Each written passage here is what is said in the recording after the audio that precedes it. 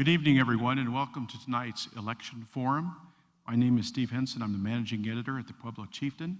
The Chieftain is one of the sponsors of tonight's event, along with the 2020 Commission's Governance Task Force, the Pueblo Community College Center for New Media, and of course, the gorgeous Pueblo Memorial Hall. It's really nice to be in such a fabulous facility.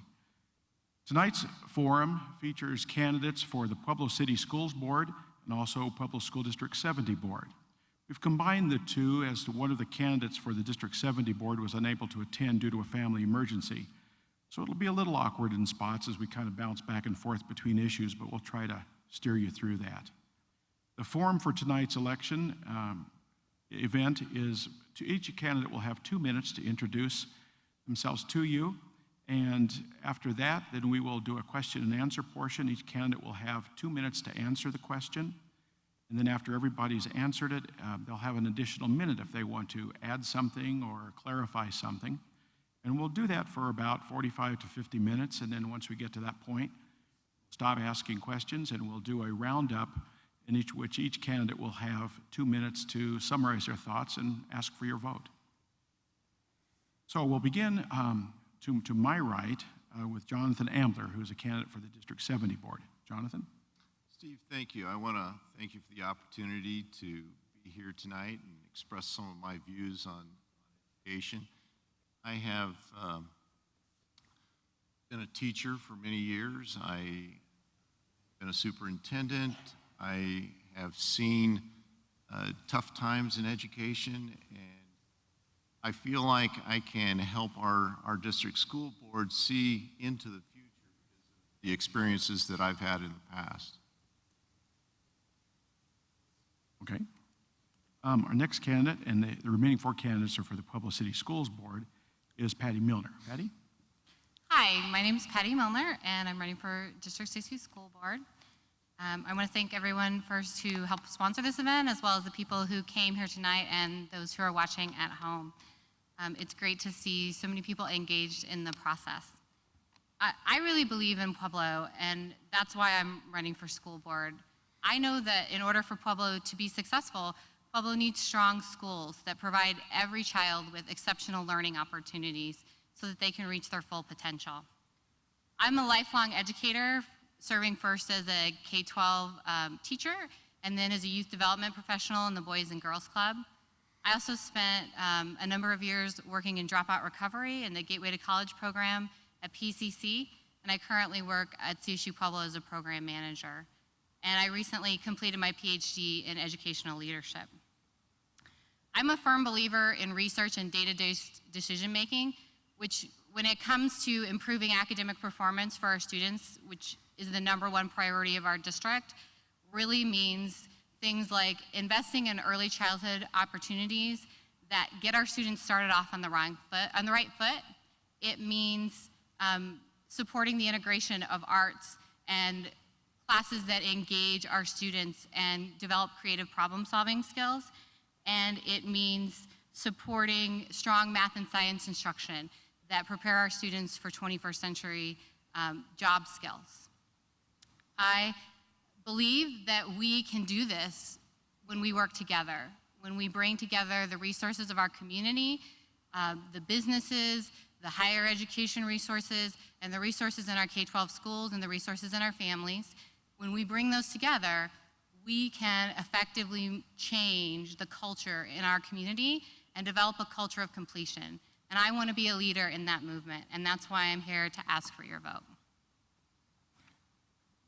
Our next candidate is Frances Montgomery. Frances? Hello. I'm running for school board mainly because I'm upset with the things I see. I drove school bus for 25 years. I've seen a lot of this stuff from the bottom, and it's upsetting to think that those at the top don't realize what we see happening to the students every day. They are people. They're not just a body in a seat at a school. I believe our students have to be the first in our district education. This seems to be less and less priority every day. Education needs to be built on basics. Teachers and 60 employees need to be accountable for everything they do. Every person touches that child during the day is a teacher. They are influenced by everybody around them. Students need pride and to believe in what they can do. Students are our future now and forever. Their imaginary minds need to be encouraged. Basic principles need to be built on for future education. Our students are very important, and anybody that doesn't believe that is way in left field. Thank you. Our next candidate is Phyllis Sanchez. Phyllis? Hi, I'm Phyllis Sanchez, and Steve, I want to thank the Chieftain and all the sponsors for this forum tonight. And in introducing myself, I want to let you know that I'm a Pueblo native. I have 5 sisters. We were all born and raised in Pueblo, and we all still live here. I attended Irving Elementary, Freed Middle School, and Centennial High School. So I am a product of Pueblo City Schools, what was known then as District 60. In my professional life, I am the founder and CEO of Senior Care Systems of Colorado. It's a private nonprofit which owns Belmont Senior Care Assisted Living Community. I have been in that role for 26 years, and my nonprofit has operated that facility for 21 years. So my career life has been centered around taking care of our frail elderly in this community. It's a job that I've been very blessed with. I appreciate the trust that families have placed in me in taking care of their elderly relatives. I love my work. And so when I actually became a school board member, it kind of was a paradigm shift in working with seniors professionally and now taking care of children.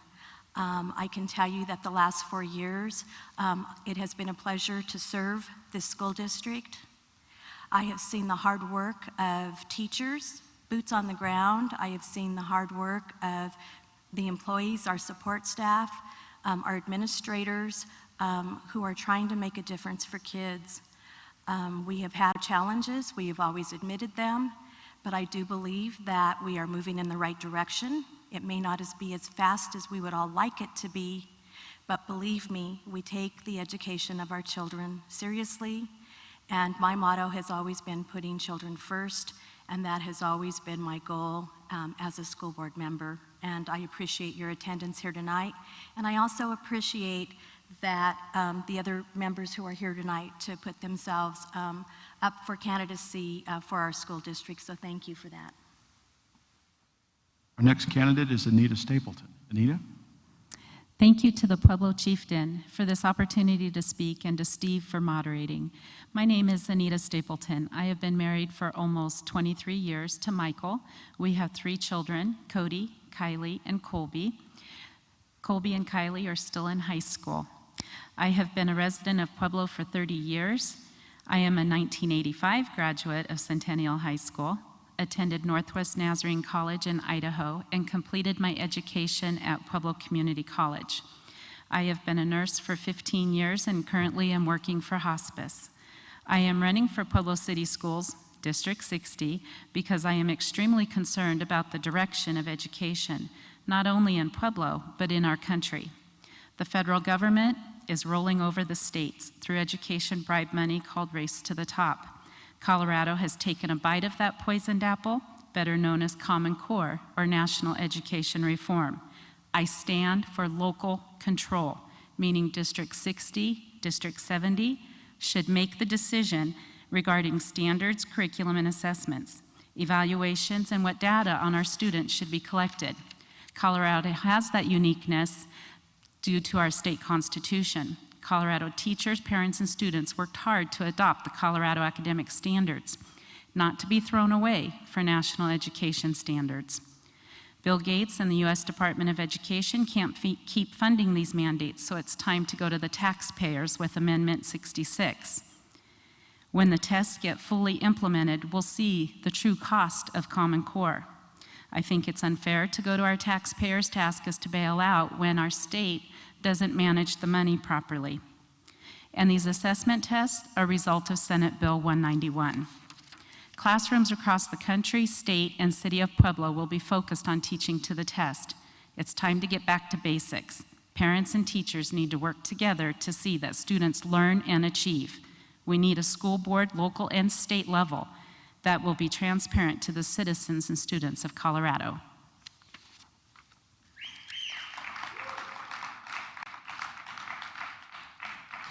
Okay, we'll start the question and answer portion. We'll start at the opposite end. Anita, you'll field it first, and this question will be applicable to all of the candidates.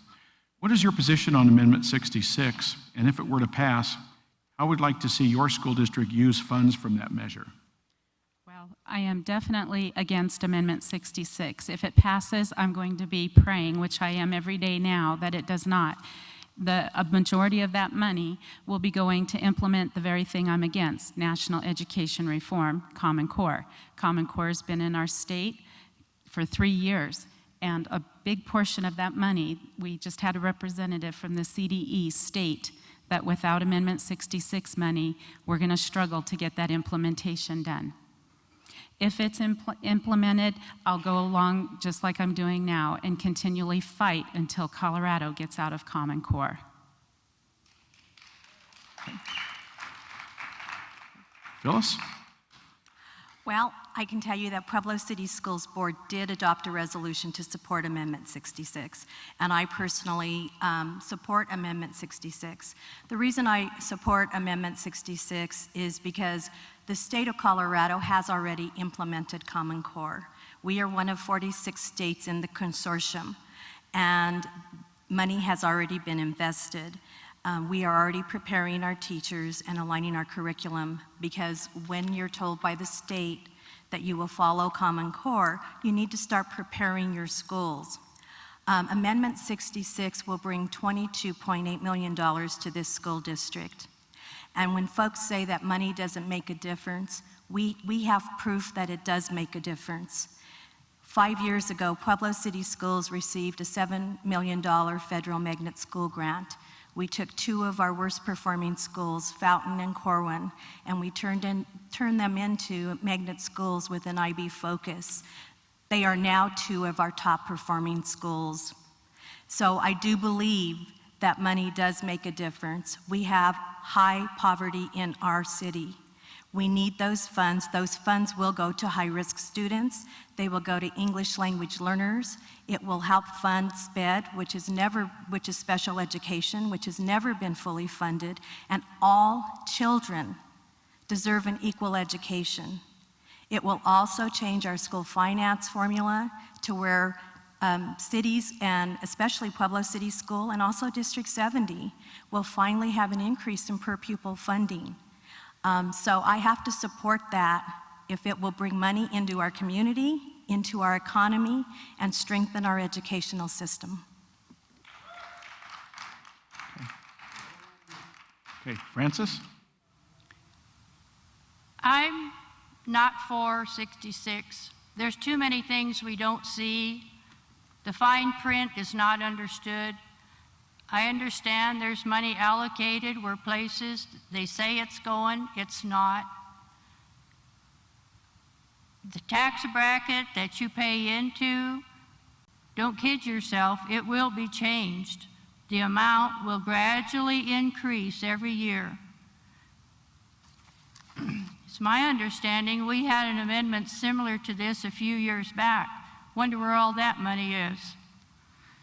We have to use some common sense in our budgeting. We have to have money, but we just can't always have our hand out.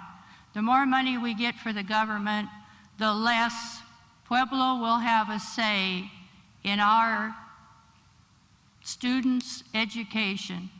Government money now, today, don't count on it tomorrow, but rules and regulations will constantly be piled on. Every day, your freedom will be gone for education. Thank you. Patty? I support Amendment 66 as an individual and as an educator. So I support it for a couple of different reasons. The first thing is that as a citizen of Pueblo, it would bring a significant amount of increased funding to our school district. And it would bring an amount of funding to our school district for services we're already offering and that we're already having to offset in our general fund. So services like special education, services like full-day kindergarten are not fully funded by the state, and we don't have the ability to fund those out of our general fund. So we need to figure out how we're going to do that. And Amendment 66 gives us an opportunity to do that. I also support it because it really just recognizes what has already changed about the way we fund schools. Traditionally, schools were funded on property tax. And 20 years ago, 60% of what it costs to run a school district was funded out of local property tax. Now only 35% of that comes from local property tax. That tells me that we're already using a different model to fund schools, but we don't have a mechanism at the state level to actually collect the revenue to offset that. Instead, it's pulling away from other state services out of the general fund. This gives us a mechanism to begin to fund what we have already been doing and to fully fund the services that make the biggest difference for the highest need students. Low-income students in early childhood education, students with special needs, students who are learning English as a second language. These students need those additional services, and we need ways to provide those services. And Amendment 66 does that, and it will make a difference in the lives of those children. Jonathan? District 70 participated in the Lobato versus state of Colorado, and in that case, it was established that the state is $3 billion short on education funding. Amendment 66 covers 1/3 of that, eventually getting to $1 billion. The problem, though, the traditional problem with public education is that some entity grabs the money and then determines how it's supposed to be spent. Well, the problem with that is they don't really know what my school district needs to do with that money. It's like, I will take your money and give it back to you so long as you do it the way I tell you to do it. Well, the problem with that I've seen is that when it goes into certain programs, that program is well funded, but other programs aren't. And so districts get into a situation of trying to play robbing from Peter to pay Paul. We have to reestablish local control. 66 will raise money, but it may not solve our problems. Thank you. We'll see if we have any more thoughts on this topic. Did you have any more comments, Anita? Yes, I do. I want to state that in the District 60 and 70, they need to realize you have the ability to say no to the Colorado Department of Education. We have one school in Pueblo that is doing just that. They are willing to go out on a limb, raise their own monies, budget their money properly, be fiscally responsible, and say no to the federal handout. They absolutely are refusing Common Core, and they legally can. It is unconstitutional in our state for the Colorado Department of Education to dictate to the districts that you will follow Common Core. So there's transparency issues. These districts in Pueblo County need to wake up and realize that they don't have to do that. We have good standards. We could choose a different curriculum. We don't need any more federal money to micromanage us. We used $5 million of the federal money hostage at the Colorado state level to implement the implementation. Administration cost. Phyllis? Yes, I think that we have to look at the demographics of our school district. In Pueblo City Schools, we have 67% free and reduced lunch, which means that we have that many children who are living at the poverty level. If we decided that we did not want federal funds, we would not have the title funds that we use for those children to help them in their educational needs. Children with higher needs cost more to educate. That's the reality, folks. So we do rely on the feds for that. And going back to an earlier comment, in earlier days, cities actually funded their school districts 70% with 30% state funding. That has flipped. We are receiving 70% from the state now and 30% due to decreased property taxes. And so the state will be involved when they're giving us that money. There is an accountability level that we should be held to. And so I don't believe that in our school district we can ever not use federal funds because it would hurt our kids.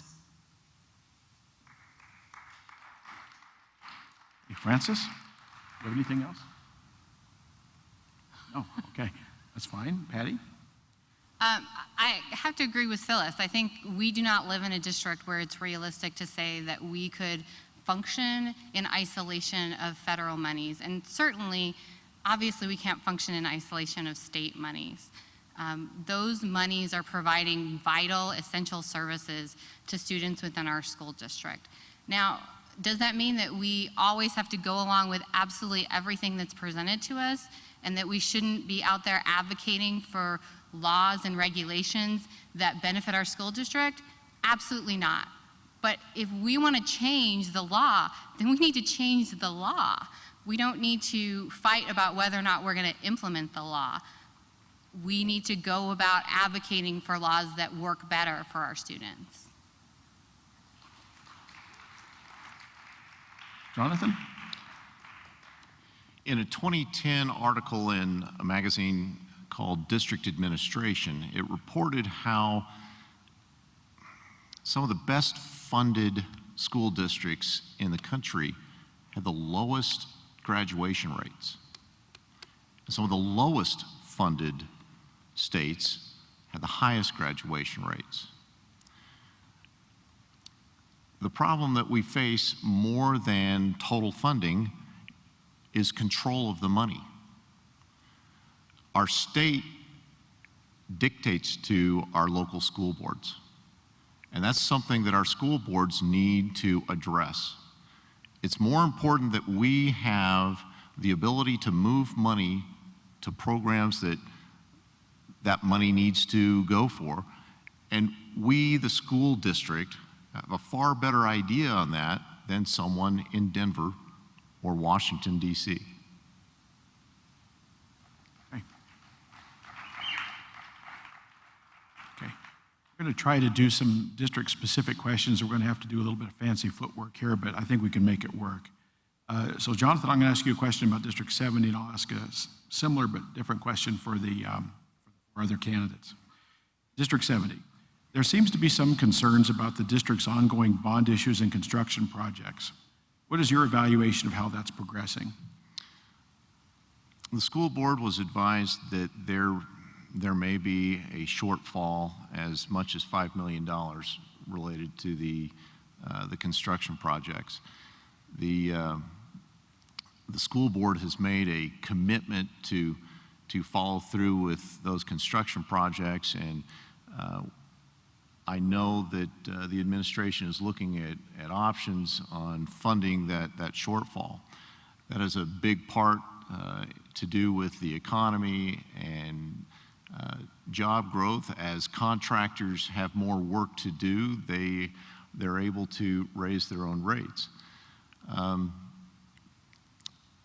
As far as I know, the projects are proceeding. We had difficulty with one of the contractors pulling out of a project. It's understood that the district will be able to continue by going through the rebidding particular portions of the contract without any difficulty and keep projects on schedule. But a commitment's already been made. that we would carry out these projects. And I believe that as a school board, we have to honor our commitments. Once these projects begin, we've got to finish them.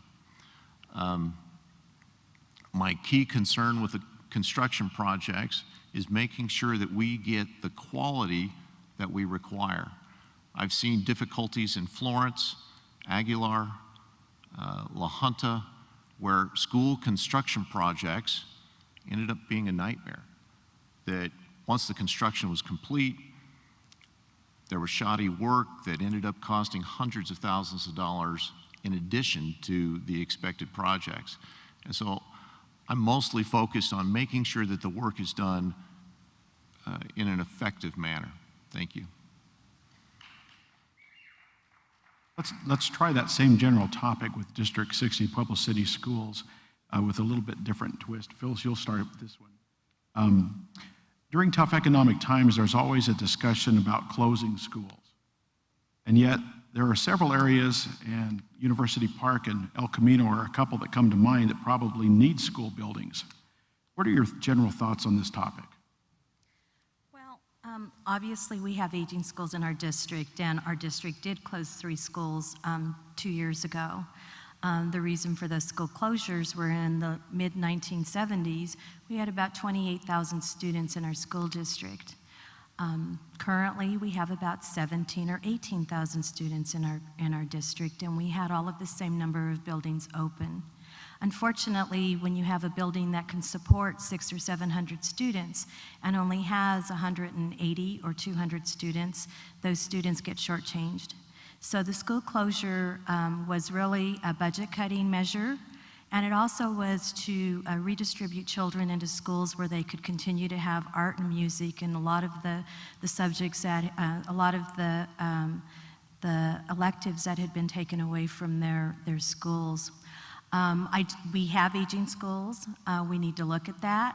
I think that as we go forward and as we are stewards of the money and as we look at the budget, school closures may be in our future. That's something for the board to determine as they are looking at their budget and they are looking at effective use of our school buildings. I think in the future we will need to look at a way to have state-of-the-art schools available in this district. And, you know, certainly it comes down to how do you fund those. We are one of only 3 school districts in the state of Colorado that does not have a mill levy override. So the only revenue that our school district receives is per pupil funding. So it does make it difficult to build new schools unless you have a bond or unless you have a mill. But we do need new schools. Our kids deserve state-of-the-art schools, and it certainly is something that our school board has had conversation about. But again, it comes down to how you're going to fund those new buildings. And again, what you do with your aging buildings as you close. Okay. Francis? School closure. I've seen schools closed. I've seen the same schools opened. Then you see them closed. The reasoning, I don't understand. The second thing is, I really wonder when they close schools and start busing students, if they're thinking about the student. That student is on a bus going from their home school to a new school. Pueblo has a lot of pride in their schools that they have gone to. Pueblo has deep roots. It affects not only the student, but the whole family, the whole community. I don't understand putting a small child on a bus and transporting them, and then they have to go back home. It's unrealistic. It's not thought about. It's not thought through. Amen. Okay. Patty? I don't know that I have ever met anybody who was pro-school closure, so it's pretty easy to be against school closure, right? But sometimes school closure is unfortunately a reality, and that has to do both with fiscal concerns and just the changes in the neighborhoods that people live in and the way that neighborhoods naturally age as a neighborhood gets older and the residents get older, there's going to be a period of time where there's going to be fewer elementary school students who live in that community. And hopefully those neighborhoods will revitalize and we'll see newer families coming in, but that's a change and a demographic shift in our community. I think our district needs a comprehensive plan for what we think will need to happen that looks at the demographics of our neighborhoods and uses that data to help inform decisions. And we also need to look at ways to draw students maybe into schools that aren't in their geographic area by choice. And that's one of the things that, for example, magnet schools do. And the new magnet schools that will be coming with the grant that the district recently got is that families are then choosing to send their child to a school that is not necessarily their neighborhood school, which makes it a little more palatable. Obviously, nobody wants to put kids on buses for long periods of time. It's not a great atmosphere, and removing a school from a community and a neighborhood does significant damage to the fabric of that community, and that's something that really has to be considered. But we also have to be realistic and to have plans on how we're going to face those challenges and how we're going to make sure on the other end, not just that we don't have tiny schools that maybe aren't able to offer services to schools, but that we also don't have schools that are bulging at the seams, and so we're creating issues within a school because we have more students in that school that can be served. And I think comprehensive planning is one of the ways that we go about addressing that issue. Anita? Well, I believe that to keep a school open that's lost its students, you have to get back to basics. You have to offer good education. You have to offer teachers that are inspired, creative, have autonomy to teach. If you don't have that, people don't want to take their students to that school. Therefore, we do have choice, and I do believe in choice. I believe parents can take their kids to private school, to the magnet schools if they want to. If they go out of their neighborhoods, that's fine. So now we need to figure out, well, why aren't we filling up these schools? A lot of our District 60 schools are very run down, and I think we need to put more focus on how do we keep the kids comfortable in the school. Heating and cooling. How many times did we hear that school wasn't allowed because of no air conditioning? So instead of taking a lot of this money that we're supposedly going to get or already have gotten and sink it into technology, digital things like cameras in the classroom to evaluate the teacher's effectiveness, let's actually fix up the schools, fix up the bathrooms, make it a school that's functionable. And then maybe parents might want to bring their kids back to those schools. But first and foremost, we have to find out in education what gets them excited and get those teachers excited again. Okay, we'll do a round of a second round on this topic. Jonathan, did you have any more comments about the district's bond issues and construction projects? As far as the bond issues go, we see improvement in our schools, their appearance as we have new construction, but we talk a lot about capital improvements, improving our buildings. But like I said earlier, we have other money issues as well. And we have to find ways of taking care of those issues as well. Teacher pay is always an issue. Technology is always an issue. And so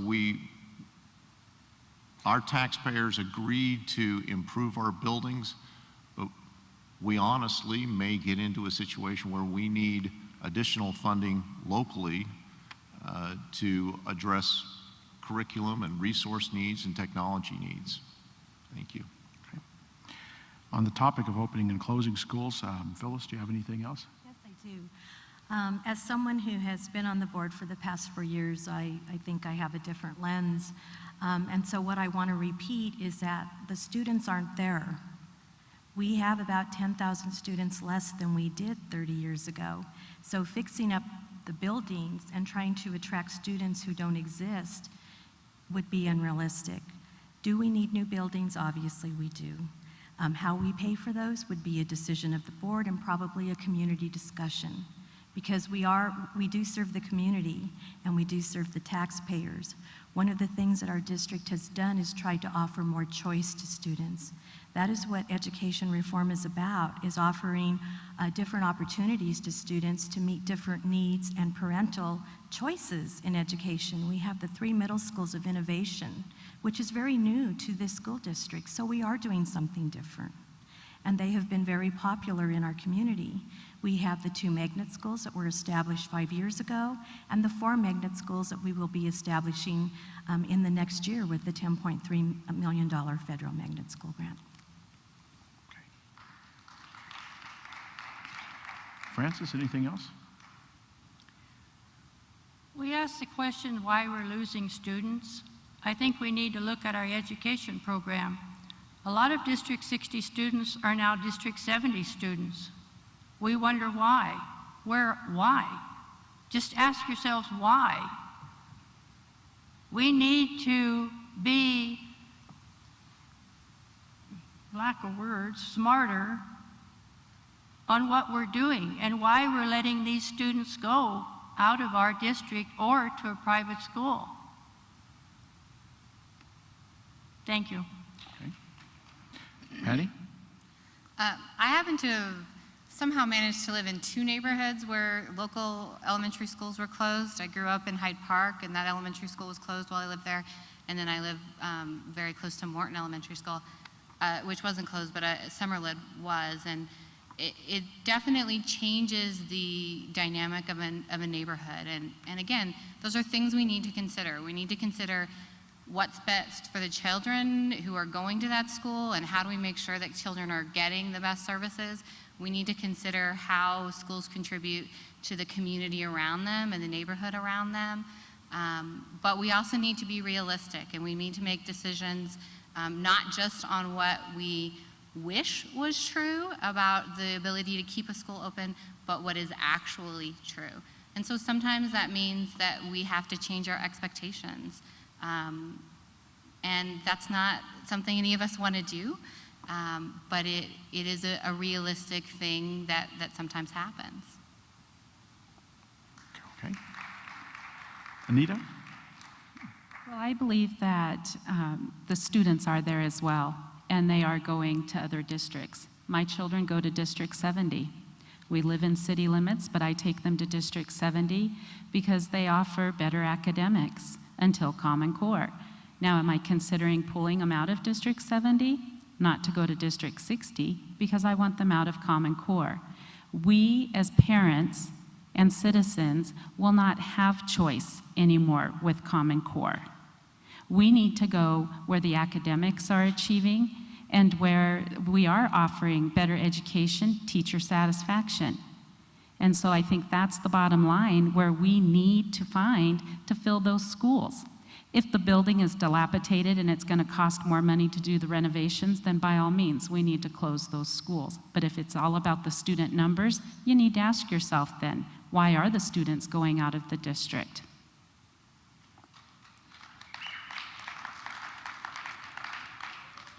Okay, we've been talking a little bit about the different innovations and changes that the 2 school districts have made, so let's get into that topic a little bit more. In District 70, for example, they've used the 4-day school format. They've changed some of the missions of some of their schools. In District 60, we know that they've given most of the middle schools new titles and missions. So I think it's just a general topic, and we'll see how you think that's going. And Francis, you get the first shot at that. Let me, if I can put it a little simpler. In Pueblo City Schools, they have changed most of the middle schools and given them new titles, a new direction. What do you think about that? First off, I'm totally against new titles. That school was named for a special reason. That's part of Pueblo's heritage. Second off, magnet schools, I'm not so sure about either. I'm sure I'll see the light, but I have seen a lot of problems, disciplinary especially, in magnet schools when you're transferring this group of children from here to here, and this group from here to here. You should hear the bus yard sometimes after school. It's horrendous, the discipline problems we're having, and the children not wanting to go back and forth. Someone is not helping or helped transportation. That's my end of it. But I definitely hate to hear when you change a school's name. Okay. Patty? I think the innovation middle schools are definitely a step in the right direction. I think that anyone who's lived in Pueblo for a long time knows that middle school is one of the places where we have really struggled to engage kids and where we see performance drop off. We see kids who do well up through elementary school, and then in middle school we see that performance really drop off. The innovation schools are a way to try to address that. They are a step towards trying something different than what we've always done in the past. And I think that's really one of the ways that we improve education, is that we continually look for what works best. I also like the fact that it provides families with choice, in that students can choose and families can choose different areas and concentrations that fit students' interests, and it allows a school to really develop a culture around those qualities. So the Arts Academy and science and math, and those are great ways for us to engage kids in different ways. So I believe that the innovation schools are really a great step, and I believe that they're going to help our students be more successful and more engaged, and they're going to help us see real improvement in our middle school performance. Jonathan? Well, of course, you can send your students to District 70.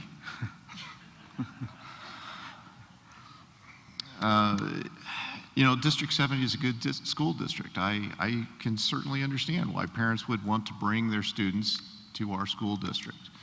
We do have a technology program that's exceptional, that gives students a wonderful opportunity to learn and grow and utilize the resources that are available out on the internet and in the world. We do have a 4-day school week, and we, you know, that opens up some interesting opportunities. It has some problems as well, but honestly, I think we've done well with a 4-day school week. It's true that we have school choice, and it's a tough thing because we do lose students to District 60 occasionally, not very often, but occasionally. And parents have the choice to do that. But I know that District 70 tries to be as efficient as possible, and while we have many areas in which we need to improve on, such as reducing teacher responsibility and moving towards a more individualized education, we have some really good things going on. Thank you. Okay. Anita? Well, I'd like to say that I do like the 4-day school week, not only for my students when they play sports, they work, it gives them that extra day to get caught up and get some sleep. It also has afforded the teachers the opportunity to get their work done. We have less missed school days since when we were in private school, we followed District 60's calendar, and we had a lot of missed school days from teacher workshops and whatnot. And in District 70, I have seen that has declined greatly, and the teachers that I've talked to are very happy with having that time. If students need some extra one-on-one time, they can go in on that extra day to get that, and especially when they are playing sports, they miss class time. Now, as far as the magnet schools and changing the names, I'm totally against that. I feel like you can't cover up things with a Band-Aid by changing a name. I'm against STEM programs, and I am against magnet schools because that is the move towards global education for all people. That is Common Core. And with the Common Core standards, it does dummy down our kids, and we aren't going to see that academically achieving level that we're being promised through these IB programs, Global Education for All. You need to get into the details. You need to educate yourselves what the basis is on all of that. Just putting a name on it doesn't make it great.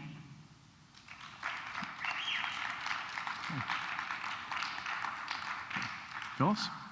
Yes, the question was about our schools of innovation. So I want to clarify that they are not magnet schools. Our schools of innovation are our 3 middle schools who had poor academic outcomes. And so we did need to do something to make those schools better. Our teachers, our principals, community stakeholders worked tirelessly for 18 months to develop the models that are in those 3 schools. We felt like we needed to offer choice. We didn't have enough choice that we were offering. And the name changes came out of community decisions in those school communities. Those were not decisions that were made by individuals, by anyone within the district or within the school board. Those were community decisions to change the names of those schools. Those schools came to us and said, these are the name changes that we want. It was not to cover up anything because you can't run from your academic achievement. But I will tell you this, I have been in those buildings. I see kids engaged. I see teachers engaged. I see principals working very hard. I see parents excited about new opportunities. And I can tell you that for the first time in 12 years, Risley Middle School went from one of the worst performing middle schools in the state out of turnaround into priority improvement. That is huge, folks. And I won't take that away from those students and the people who work in those buildings. I will tell you that Roncalli, STEM is important. We have Vestas, we have Black Hills. Colorado is a renewable energy state. We need to start preparing our children to fill those jobs and to look at engineering and to get excited about math. So STEM is important in Colorado and it's important in Pueblo. As we look at IB is rigor. It shows children in lower income areas that they can achieve and that they can learn because we all know that intelligence has no zip code.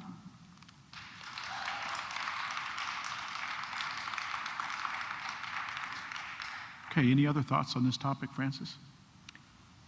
I would just like to say, not all the teachers are happy, because in this process I've gone through to run for school board, I've talked to parents, I've talked to teachers. Teachers are overwhelmed by the amount of paperwork they're going to have to do. We're going to be hiring secretaries for each teacher. How can the teacher teach if they're spending all their time doing paperwork or computer work? It doesn't make sense. Parents aren't happy either. And when I say to a parent, your child is the most important thing in District 60, they say, yes, go for it. Well, let's go for it and get some education rolling. Why have we gone downhill for so long in our schools? Think about it. Patty? I absolutely think that children are the most important thing in our schools and that each individual child has an enormous amount of value in and to themselves. And that's why I think we need to be constantly looking to see how can we do a better job of providing opportunity for our kids. And I think that that's one of the things that Schools of Innovation are trying to do. You know, I want Pueblo to be a place where every child grows up and believes that they can live in Pueblo and have a good paying job in a career that is fulfilling and have a great life. But I never want Pueblo to be a place where kids have to choose to live in Pueblo because they are unable to compete in the outside market. I want our children to have the choices to compete in a global market. And that means things like STEM. It means increasing the rigor of the academics of our programs. And schools of innovation are one of the ways that we get at that and that we create those opportunities for students. Jonathan? I have worked in a John Irwin award-winning school district. That's a top 8% school, and I've worked in a bottom 10% school. And most of the kids had the same opportunities. There was differences in economics, but only slight differences in economics. One of the key parts was culture in the school. It wasn't how much money we were spending, it was the values that were shared in the school. And when we keep focused on those values, that's when our children will learn the most. Anita? Well, I do believe it's hard to get excited about math when 2 + 2 = 5 and not 4. It's hard for me to get excited about innovation when I know that my students spend more time looking for their answers on the digital equipment that they have instead of going to their textbooks. It's hard to get excited when you can't even get a textbook. So, do I think that we need to keep up with the times? Yes. But a global market? No. We need to consider what's going on here in America, here in Pueblo, Colorado. I am so tired of hearing about getting our students ready for the global market. And guess what, people? There are some of us out there that believe in using fossil fuels and not always renewable energy. Phyllis? Well, we're talking about schools of innovation, and I want to talk a little bit about Roncalli. Roncalli was actually a total restart, and just so that the public understands what that means, it means that everyone had to reapply for their job, which meant that everyone wanted to be in that school building and wanted to teach the STEM curriculum. That was huge for us. We had building leadership teams that conducted the interviews, and the buy-in and the ownership of those programs is huge. I do not believe that we should isolate our students. I think that they should have opportunity. And I think that by giving them a look at other careers and other opportunities through their academic courses, I have no problem with our children going out into the global market and choosing something that they want to do. And I have no problem encouraging them that they have every right to do that. They have a God-given right to do that. And I truly believe that in Pueblo, we shouldn't isolate our kids, and we shouldn't believe that this is all that we have to offer.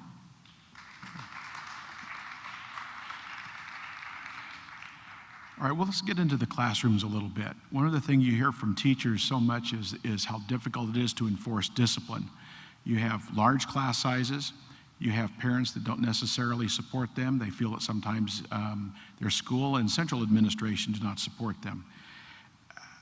Patty, you'll answer this first, but what type of innovations or changes would you make to make it easier for teachers to enforce discipline? So discipline in our schools is obviously an issue that needs to be addressed in the sense that we need to have an environment in which everyone comes to school and feels that school is a safe place to be, that they feel respected, and that they feel like they have the opportunity to do what they came there to do. And for teachers, that means teach, and for students, that means learn. And everyone needs to feel like that is the environment that, that they're in when they're in a school. I think there's lots of things that we can do to encourage that environment, both in schools and as a community. So again, part of making our school successful is the engagement of community, it's the engagement of families, and it's the supporting of students and families as an entire unit. And so part of that begins with early childhood education and how we work with parents as their children are just coming in to begin to help them figure out what it means to support a student who's in school. And it seems like to many people that people just naturally have that ability. But I think that that's not true for many people. And so we need to begin to help students and help families develop those skills. And we need to do it in a way that is transparent so that everybody knows exactly what's going on, that everybody knows what the standards are and what they need to do to be successful. And we need to do it, you know, sort of the old classroom thing is it's fair, consistent. Those are the pieces that have to be there. And they have to be there both from the teacher side and from the administration side. So if teachers feel like when they're disciplining a student, they're not being supported by the administration, that's certainly not gonna help either. But it really is about pulling all of those pieces together. And for students who maybe we can't get that family engagement, it's about trying to find other ways that we can engage people in supporting the health of that whole child so that they have the motivation to do what needs to be done in the classroom.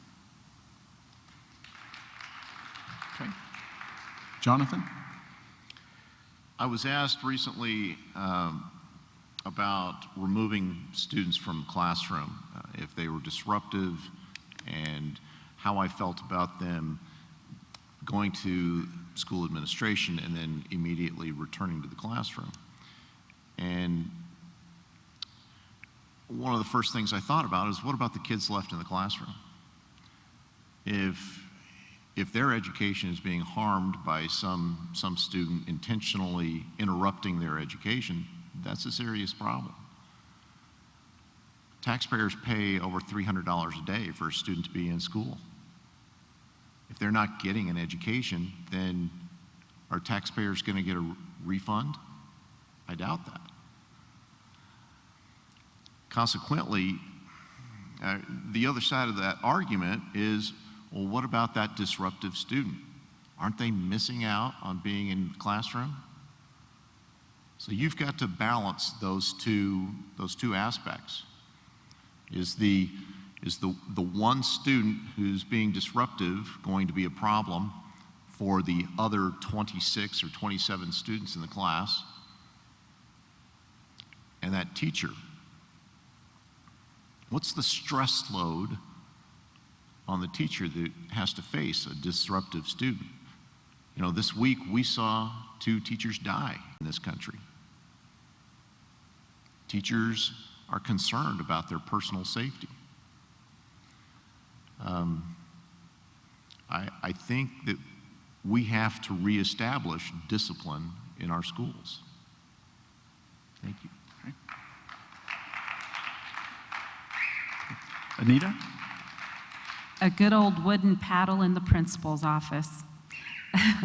No, I'm not suggesting that we start spanking our students, but when I was a child, we didn't want to go to the principal's office because he did have a paddle hanging on his door. But you know what? We knew respect. We knew that they were authorities over us, our teachers, the lunchroom lady, the principal, the school bus driver. They were our authority. And that's what I see our discipline problem in this generation, is that our students don't respect authority. But I also see that they're attention seeking. I shadowed Pitts Middle School for 3 days, and I saw a lot of disruption. Kids getting up while the teachers are trying to teach, going over and stabbing other students with pencils, teachers not even aware of what's going on. I sat in the back of the room like a fly on the wall, and I started taking notes. And I followed these kids from morning till the end of school. By the 3rd day, the child who was the most disruptive, he became my friend. He sought me out. He even sat down and did his science with me because I gave him attention. And I do think that that's where parent involvement comes in, and volunteers. Our teachers are going to be overwhelmed with the new reform. They need help. And I think it's okay to let your parents back in, or your volunteers back in. Help be the person who can go around and give those students some of that attention. But I don't think that the teachers should be bound by policy as such as this in Pitts, where they could not remove the student from the classroom until they made 3 verbal contacts with the parents, because she couldn't get the parents to call her back. Parents are just as disengaged, and we need to get parents involved.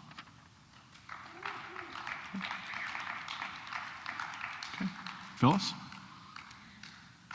Well, I think when it comes down to discipline, it is a partnership. Education is a partnership. It's a partnership of families, it's a partnership of students, it's a partnership of educators, it's a partnership of that school building. I know that many schools have incorporated character building programs in their school to build back the respect, the character, and the honesty.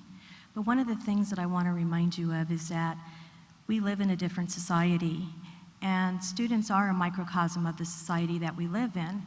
And students aren't the only ones who have discipline issues. I think we have them in our society as a whole. So schools are working to address that.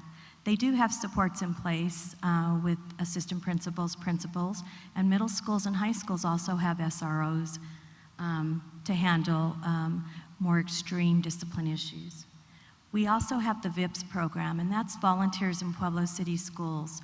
That was started last year by Dr. Lopez, and that's really bringing mentors and it's bringing volunteers back into our schools, because we know that some students may not have the parent engagement that they need. And so we have many volunteers who are coming in and supporting our students, just like you did, Ms. Stapleton.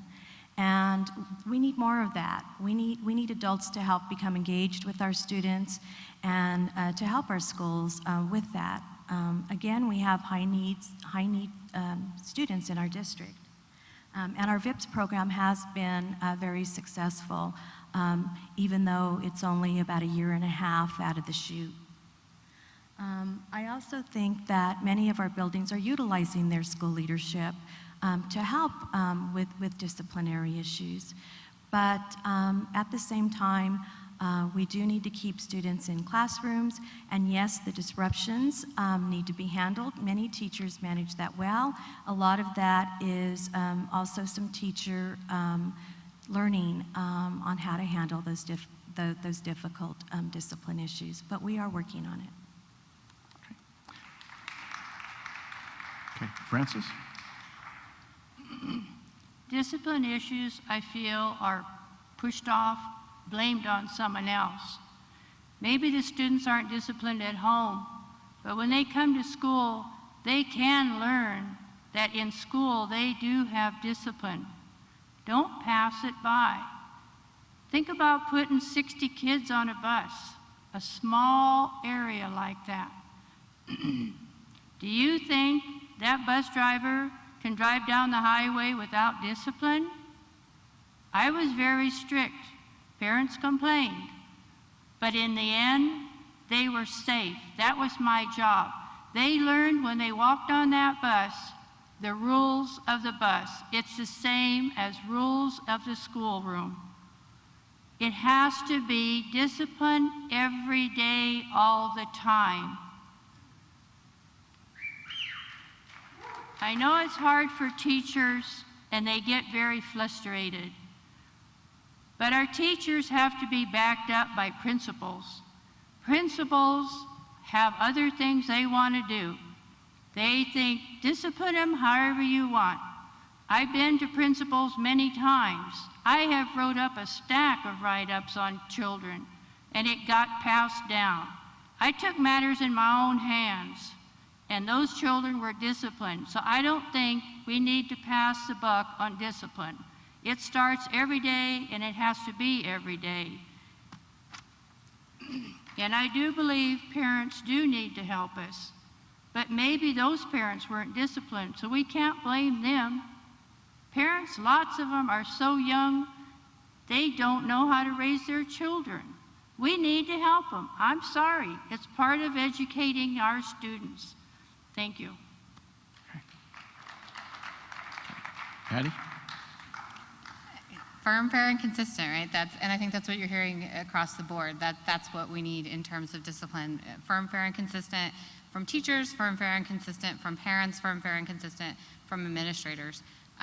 We only have control over some of those aspects, and we need to make sure that we are implementing those things in those cases. But we also need to be helping our families develop, and we need to be providing guidance sometimes for families about how is it that they engage with the school in a partnership to help their child grow and develop.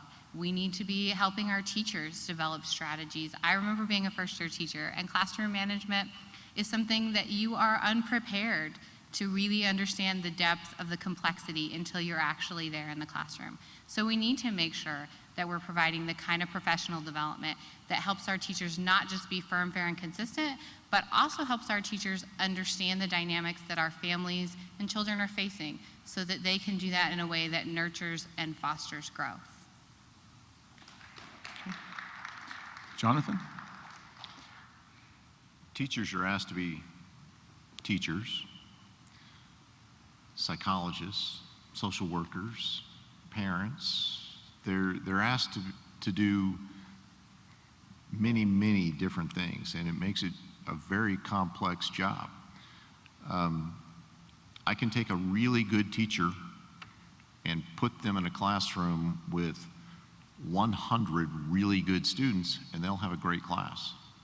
I can take that same teacher and put them in a classroom with 10 students where 3 of them are discipline issues, and that small class is going to have serious problems.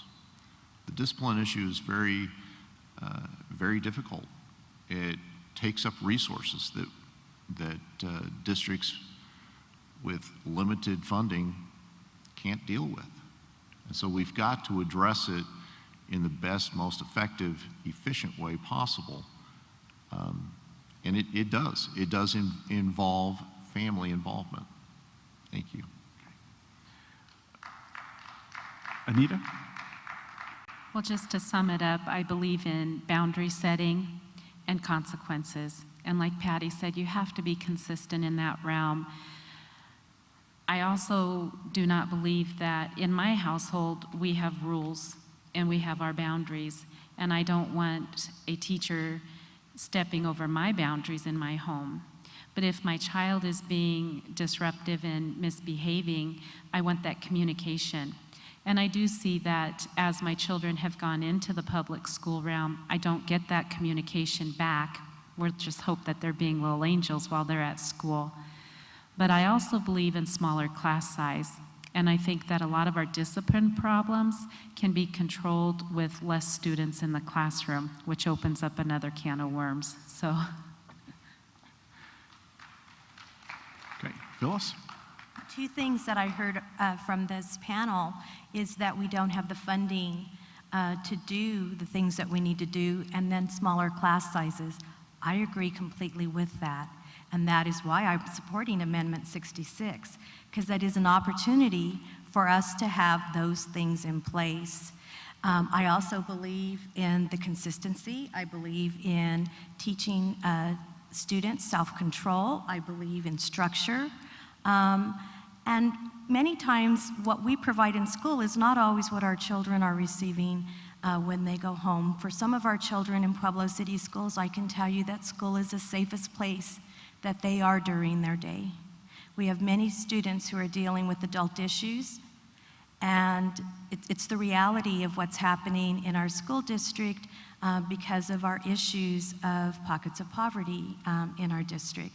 So we need to be aware of what our demographics are in our school district, and we also need to look at the fact that it will take more money to do the things that we really need to do for our students. Francis? I would like to add, along with discipline, if children aren't taught pride and accountability for what they do, discipline will be very hard to obtain to them. But along with that, each child needs to be made to feel important. I don't care if they're a regular student or special ed. Every child has a brain, has a heart, has feelings. And every child needs to have that addressed and treated as such. not just another warm seat in the classroom. So pride, accountability, and care will go a long way from everybody in the district. Okay. Well, that will conclude the question and answer portion of tonight's program. We'll now have, each candidate will have an opportunity to summarize their thoughts. We started with Jonathan earlier in the evening with opening remarks, so we'll go to the opposite end of the table, and we'll start with Anita. Well, I believe it's simple. Education needs healing. Our students deserve at least that. I do believe in education reform, just not national education reform and not the reform that's been in our state for 3 years. What is the antidote to this poisonous reform? We the people, parents, teachers, principals, you the taxpayer, and it affects you even if you don't have students in the classroom. Say no to Common Core, say no to Amendment 66, and I believe in gutting Senate Bill 191. It's time to get involved, Pueblo. It's time to know what your students are learning or what they're not learning.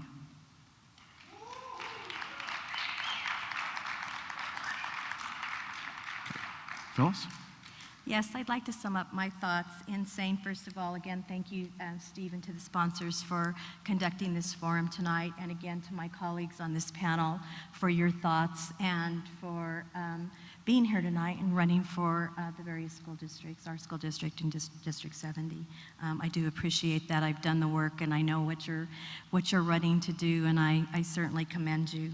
I do want to talk about economic development. We talk about economic development in our city, and we talk about how we're falling behind on our academic. The schools are always looked at as we need to improve our academic scores in order to improve our economic development, and I truly believe that we are doing our best to do that. I believe that the magnet schools are going to do that. I have to talk again about the $10.3 million magnet school grant. That will serve 4 schools in our community: Highland Park, Bessemer Academy, Central High School, and Roncalli. We will have a K-12 curriculum of STEM curriculum in our school district, and I think that that's huge. I also want to say that in receiving that grant, there were $89 million available nationwide, and Pueblo City Schools received $10.3 million of that grant. It was because of the work of the many who put that grant together to serve the students and to meet those needs as we look at science, technology, engineering, and math curriculum. I will tell you that only 27 districts in the whole country received a grant, and we were the only school district in the state of Colorado. So I'm going to commend our district for doing that. I can tell you that our district has been through some tough times, and we have made some pretty tough decisions. And I can tell you that I would like to come back for 4 more years. You've invested in me. This community has invested in me to learn. And I hope that I will come back for 4 more years, and I ask for your vote tonight. Thank you.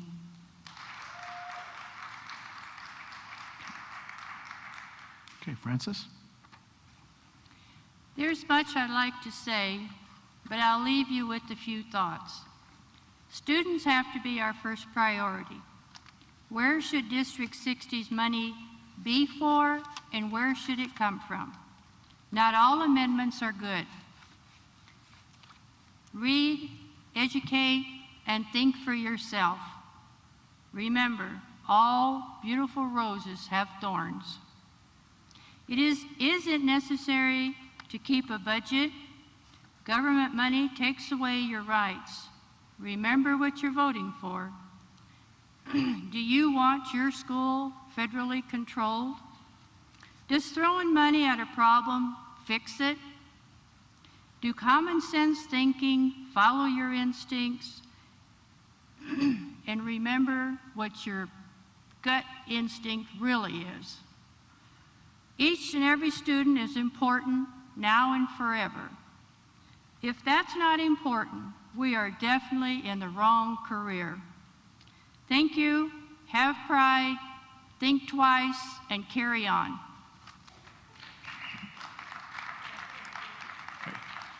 Patty? Again, I want to thank the Chieftain and the Center for New Media and Memorial Hall for sponsoring the forum, and everyone for attending tonight, as well as the people watching at home.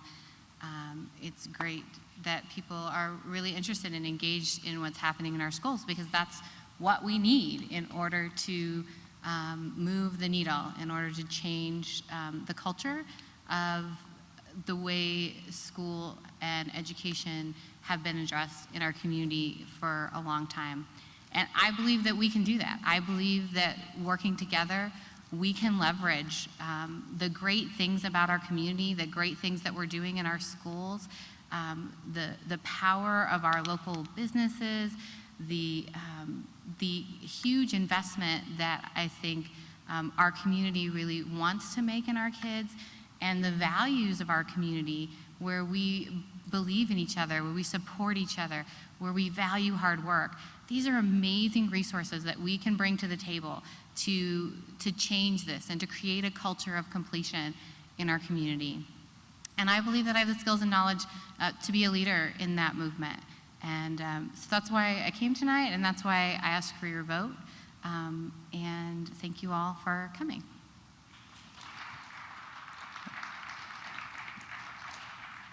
Jonathan? I too want to thank you for being here tonight and for the opportunity to horn in on the District 60 debate. School boards really have two primary functions. They set policy and they hire and fire superintendents. And as far as policy goes, probably the average school district in Colorado has somewhere close to 700 or 800 pages worth of policies. Superintendents, unfortunately, here in Colorado, tend to turn over about every 3 years. And so chances are, if you're elected to the school board, you're going to have an opportunity to hire or fire a superintendent. The key, as a school board member, I believe, is that you've got to be the kind of person who can think strategically, make good relationships with your school board members, and set a direction for your district that will bring about optimal learning for your students. It's not so much what we teach them as much as it is that they learn how to learn. Our schools are teaching things that are outdated. We are entering into a future where we have no idea what kind of jobs are out there and will be available in 10 years. But the common thing that will hold true into the future is the ability of students to learn. And that's what we have to focus on. Thank you.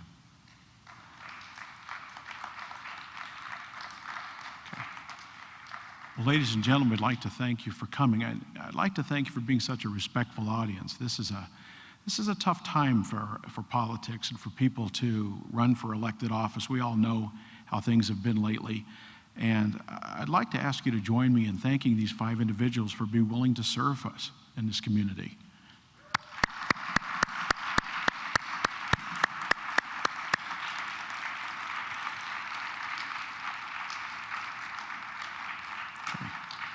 Quick housekeeping measure. You should have received your ballot by this point. If you haven't, you probably need to get down to the county clerk's office. The deadline, of course, is Tuesday, Election Day, November 5th.